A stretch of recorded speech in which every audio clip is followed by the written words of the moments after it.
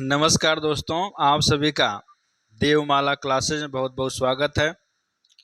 दोस्तों, मैं आशा करता हूं आप स्वस्थ होंगे और आप खूब मन लगा कर पढ़ रहे होंगे।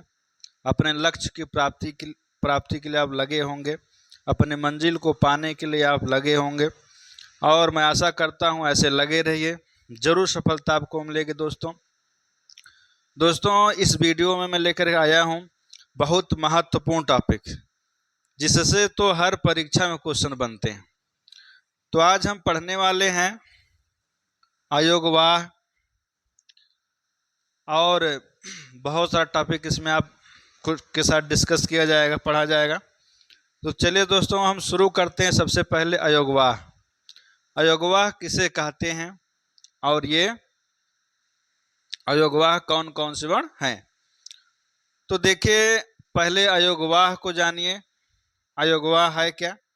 तो सबसे पहले हम लिखते हैं जो स्वर वर्ण है। स्वर वर्ण के बाद अयोगवाह को उसी में लिख दिया जाएगा ताकि आपको ज़्यादा समझ में आएगा। आपको मैंने पढ़ा चुका है कि स्वर वर्णों की संख्या 11 है। हिंदी वर्णमाला में स्वर वर्णों की संख्या कितनी है? 11 है। तो दोस्तों, स्वर वर्ण कौन कौन से हैं? स्वर वर्ण हैं अ, आ, ए, ओ, रे, ए, ऐ, ओ, औ। संख्या इनकी है 11। दोस्तों, इन्हीं 11 स्वरों के साथ ही अयोगवाह को भी लिखा जाता है अंग और अ। तो यही दो अयोगवाह वर्ण हैं। मतलब स्वर के साथ तो लिखे जाते हैं, लेकिन स्वर के साथ गिने नहीं जाते हैं। मतलब कह सकते हैं अयोगवाह वर्णों को स्वर नहीं माना गया है और न ही व्यंजन माना गया है, क्योंकि ये ना तो स्वर है ना तो व्यंजन है। ये कह सकते हैं जो वर्ण ना स्वर में गिने जाए ना व्यंजन में गिने जाए, बीच के हों, उन्हें जो अयोगवाह कहते हैं।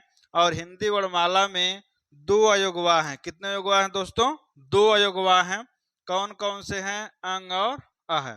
पूछा जाए कि हिंदी वर्णमाला में कुल कितने अयोगवाह हैं, तो आप कितना बताएंगे दोस्तों? 2 बताएंगे। इसको याद कर लीजिए, इसको याद कर लीजिए। ये बार बार परीक्षा में पूछा जाने वाला प्रश्न है। और इन्हीं अयोगवाह को जो है अंग को हम अनुस्वार भी कहते हैं। क्या कहते हैं दोस्तों? अनुस्वार कहते हैं। और अह को विसर्ग कहा जाता है। अह को क्या बोला जाता है? विसर्ग। अंग को अनुस्वार और अह को विसर्ग बोला जाता है। तो ये हो गया अयोगवाह।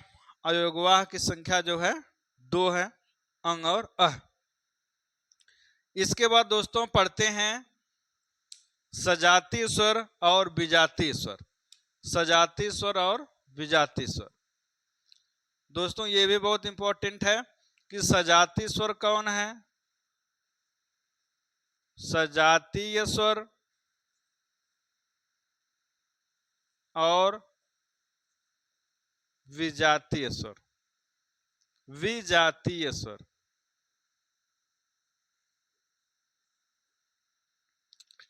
दोस्तों, ये भी बहुत इंपॉर्टेंट टॉपिक है कि हिंदी वर्णमाला में कौन सजातीय स्वर हैं, कौन विजातीय स्वर हैं।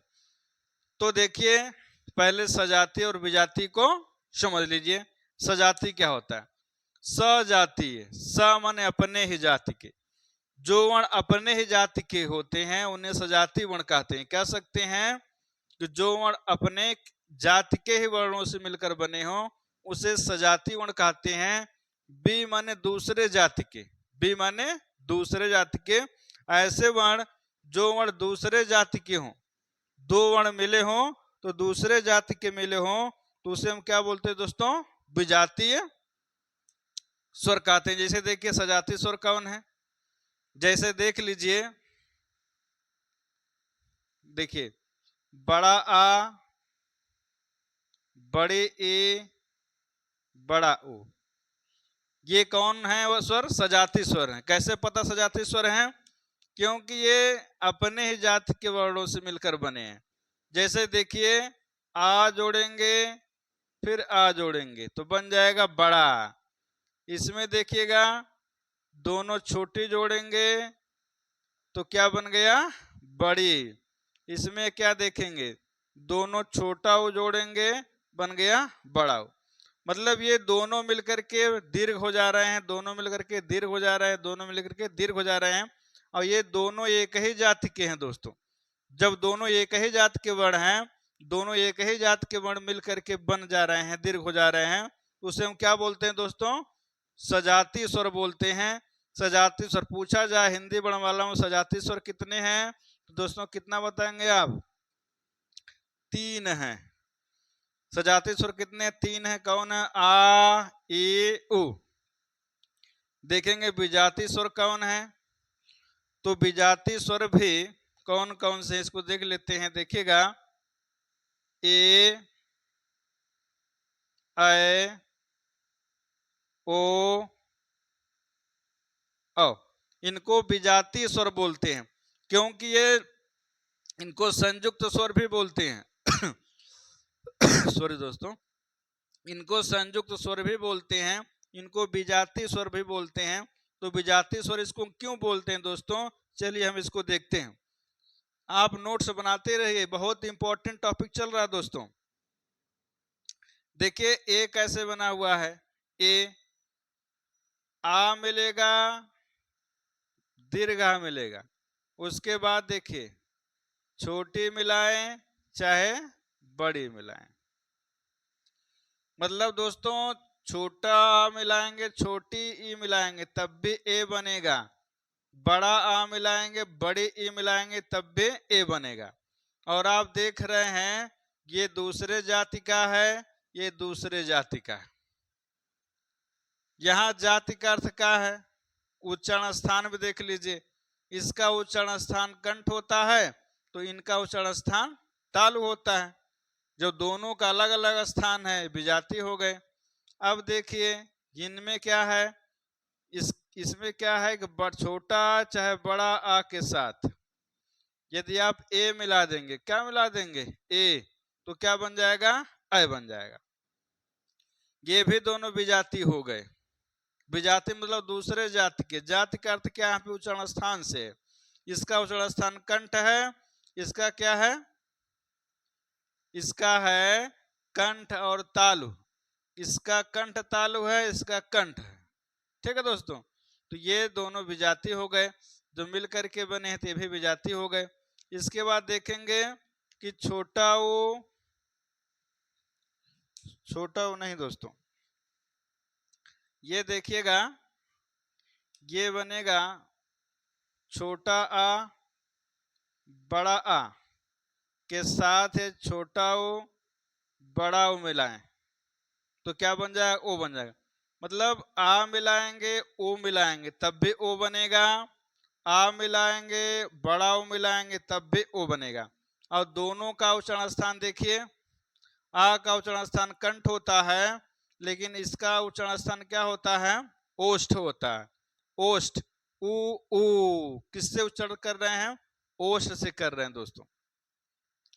तो इसका मतलब हो गया ये जो दोनों जो है दूसरे दूसरे जाति के हैं, ये विजाति स्वर हो गए। इसके बाद औ को देखिए, छोटा आ चाहे बड़ा आ के साथ हम ओ को मिला दें। किसको मिला दें? ओ को, तो क्या बन गया है? औ बन गया है। छोटा आ के साथ ओ को मिलाएंगे तब भी औ बनेगा। ठीक है दोस्तों, और बड़ा आ के साथ ओ को मिलाएंगे तब भी औ बनेगा। ये दोनों अलग अलग जाति के होने के नाते ये विजाति स्वर हो गए। ठीक है दोस्तों, इसके बाद हम पढ़ेंगे सघोष। क्या पढ़ेंगे दोस्तों? जो स्वर होते हैं या कह सकते हैं कि सभी स्वर घोष या सघोष होते हैं। क्या होते हैं दोस्तों? घोष या सघोष होते हैं। जितने स्वर हैं वो क्या होते हैं? घोष या सघोष होते हैं। मतलब चाहे दोनों एक है, या घोष कहिए या सघोष कहिए। सघोष, घोष माने घोष होना, ठीक है, कंपन होना। घोष माने कंपन होना, मतलब सघोष माने कंपन होना। मतलब स्वरों का उच्चारण करने में उनके उच्चारण स्थान पर क्या होता है? कंपन होता है। तो सभी स्वर क्या हैं? सभी स्वर घोष होते हैं। देखिए, बोलकर देखिए, अ, आ, ए, ई, ओ, रे, ए, ऐ, ओ, औ। कितने हो गए? 11। दोस्तों, जो 11 स्वर हैं वो क्या होते हैं? वो होते हैं सघोष होते हैं, घोष होते हैं। मतलब इनके उच्चारण करने में, इनके उच्चारण स्थान में कंपन होता है। क्या होता है? कंपन होता है। उच्चारण करके देख लीजिए, आप पाएंगे कि कंपन जरूर होगा। अ कंठ पे हो रहा है, ई ताल में हो रहा है, ओ ओष्ठ में हो रहा है, रे मूर्धा में हो रहा है, ए ऐ ओ औ। मतलब जितने भी वर्ण उच्चारण कर रहे हैं सब में क्या हो रहा है दोस्तों? घोष हो रहा है, सघोष हो रहा है। इसलिए परीक्षा में पूछा जाता है कि सभी स्वर घोष होते हैं या अघोष होते हैं। तो क्या बताएंगे दोस्तों? घोष होते हैं बता के आइएगा। बहुत इंपॉर्टेंट प्रश्न है दोस्तों ये, इसको जरूर याद करके जाइएगा परीक्षा में। इसके बाद दोस्तों हम पढ़ेंगे आगत स्वर। क्या पढ़ेंगे? आगत स्वर। ये भी पूछा जाता है, आगत स्वर।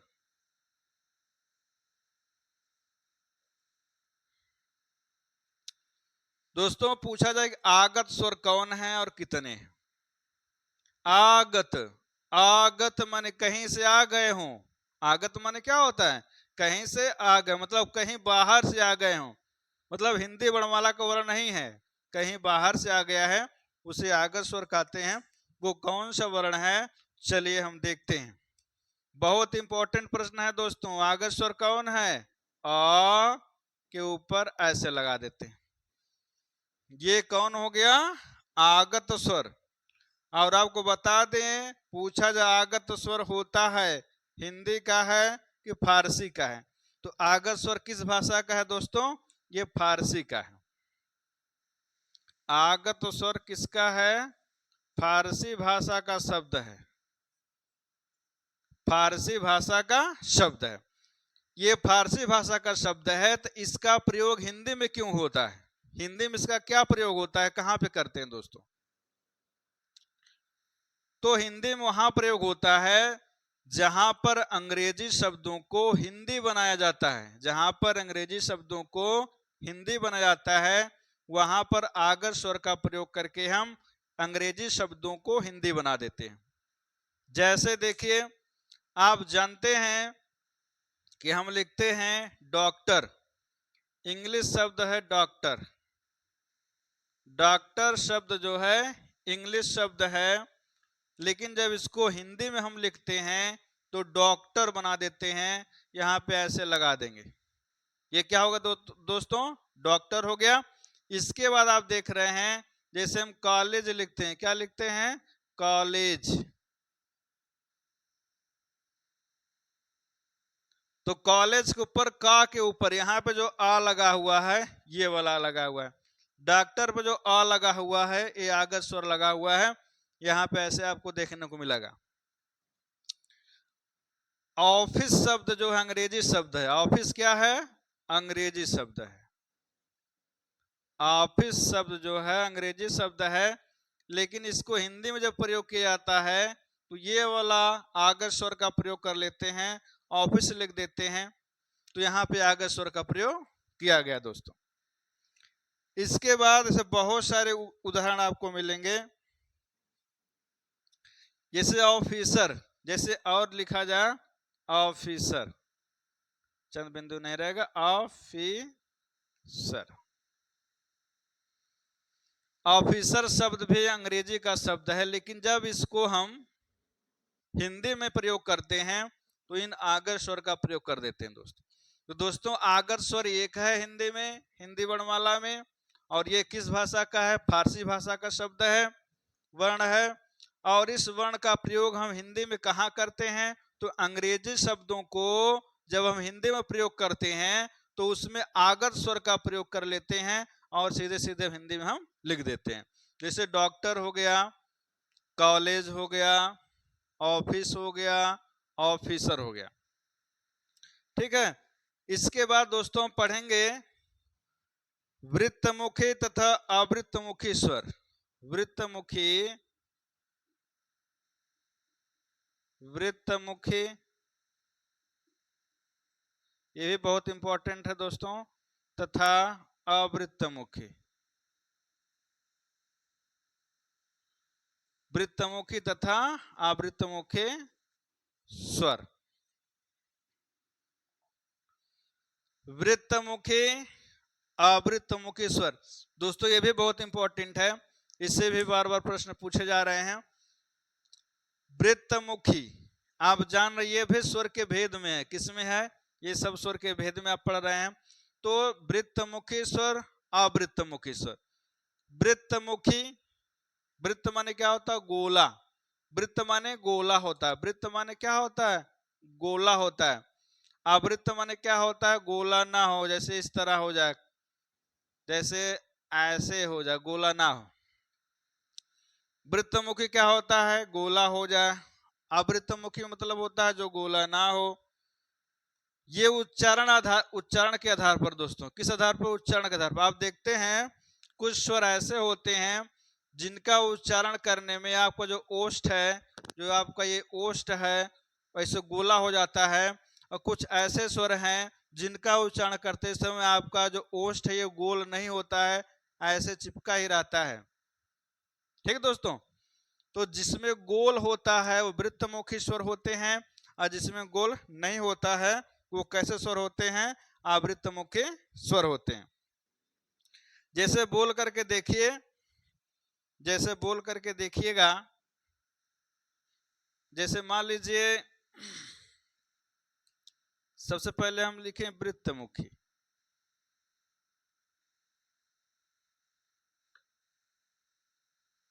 वृत्तमुखी स्वर कौन कौन से हैं? जैसे बोला जाए छोटा ओ, बड़ा ओ, ओ।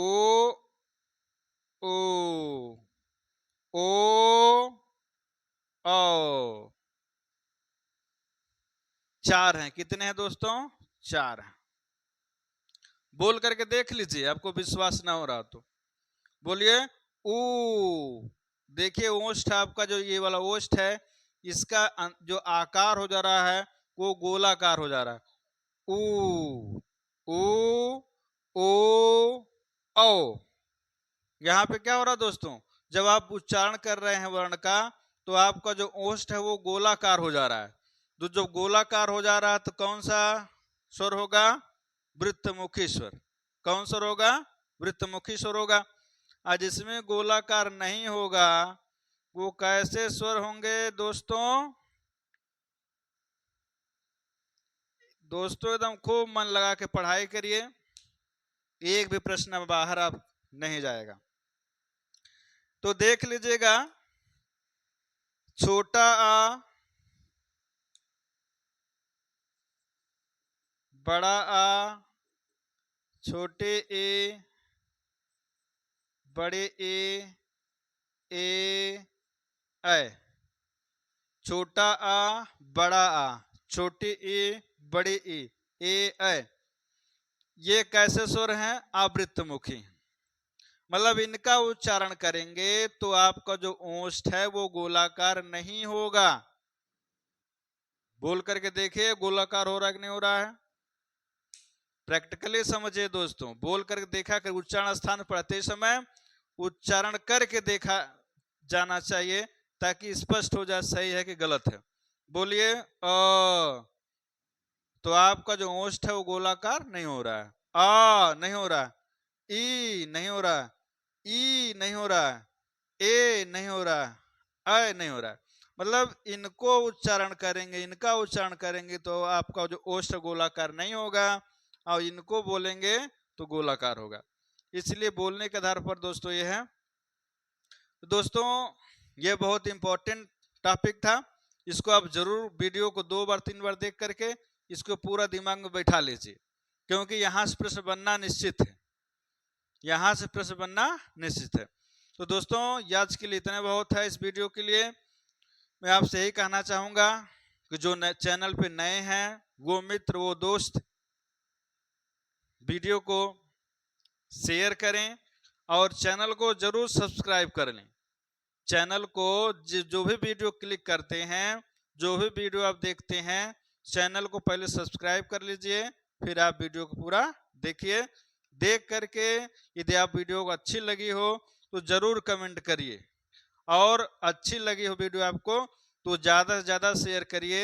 ये एक समझिए देश सेवा करिए, एक समाज सेवा करिए कि वीडियो अधिक से अधिक लोगों में शेयर होगी तो इसका अधिक से अधिक लोग लाभ उठाएंगे दोस्तों।